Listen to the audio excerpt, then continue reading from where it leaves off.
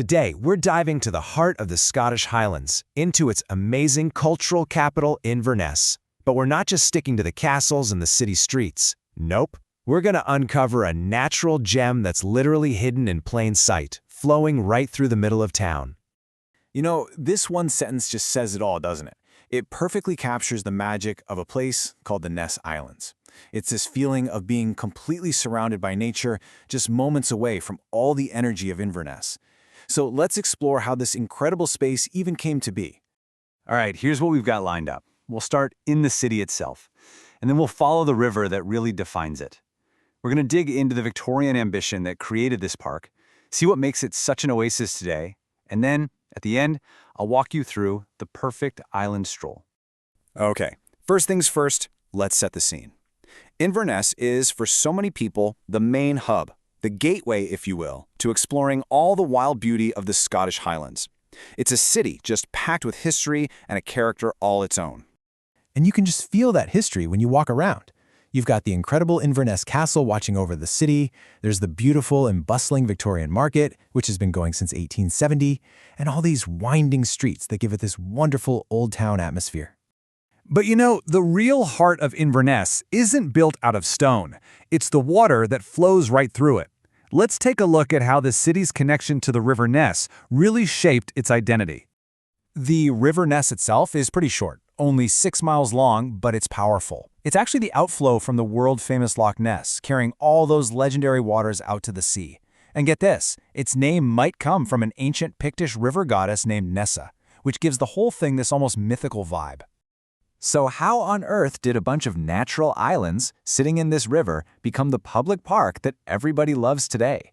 Well, it all started with a very deliberate and pretty ambitious Victorian vision. So back in the early 1800s, the town council actually bought the islands. Their goal was to create a public space for everyone. By 1828, they built the first bridges so you didn't need a boat anymore. But then, disaster struck. A huge flood in 1849 completely destroyed them. But they didn't give up.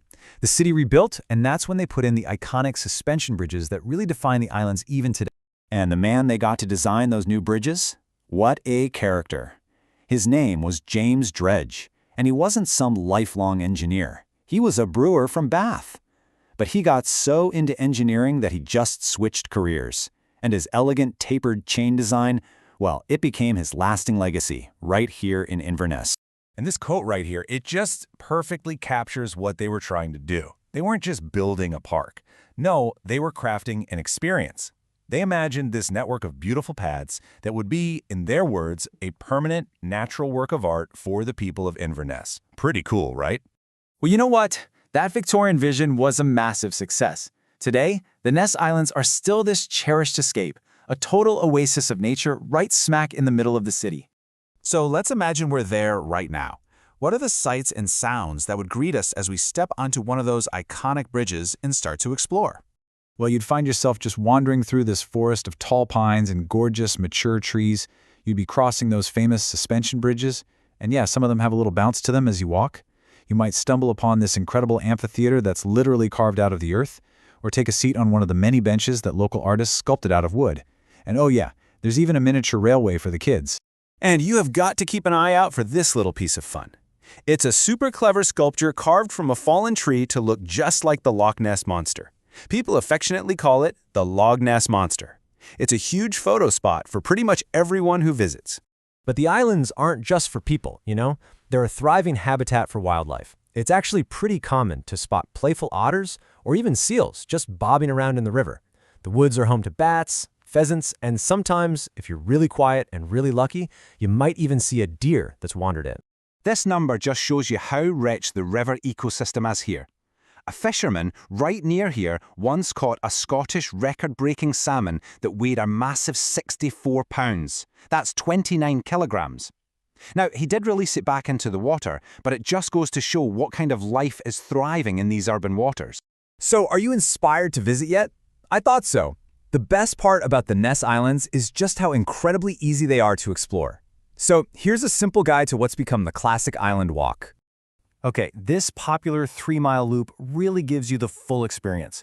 You kick things off at the castle, then walk along the river until you cross a footbridge onto the islands. Once you've wandered around all the trails, you cross over to the other side of the river and head back towards the city, and you get these absolutely fantastic views of Inverness Cathedral on the way. And what really makes it special is how accessible it is for everyone. The paths are in great shape. You can even use a wheelchair. It costs nothing to get in. It's totally free, and it's open 24/7. That whole 3-mile walk takes about 90 minutes, which makes it perfect whether you have an entire afternoon or just a little bit of time to kill. The islands also have this really special meaning for long-distance hikers. See, they mark the official finish line of the Great Glen Way, which is this epic 125-mile trek all the way from Fort William. So for a lot of people, arriving here is this triumphant end to an absolutely incredible journey. And in the end, this is the feeling that really sticks with you. The Ness Islands are a true respite. It's a place where the sound of the river and the rustling leaves just lets you completely switch off and forget that you're just minutes away from a busy city center. It's this contrast that makes the islands so amazing. I mean, on one side, you've got all the energy of Inverness, historic buildings, busy streets. But then you just cross one small bridge, and boom, you're in a completely different world, one dominated by the sound of the river, the sight of ancient trees, and just this deep sense of peace. So the real takeaway here is just how effortless this escape is. You don't need to plan some big, complicated day out. Even a short 20-minute walk through here can feel like a total reset, connecting you with nature before you dive back into the city. This incredible park, born from a Victorian dream, is such a great reminder that peace and nature can often be found in the most unexpected urban spots. So it makes you wonder, doesn't it?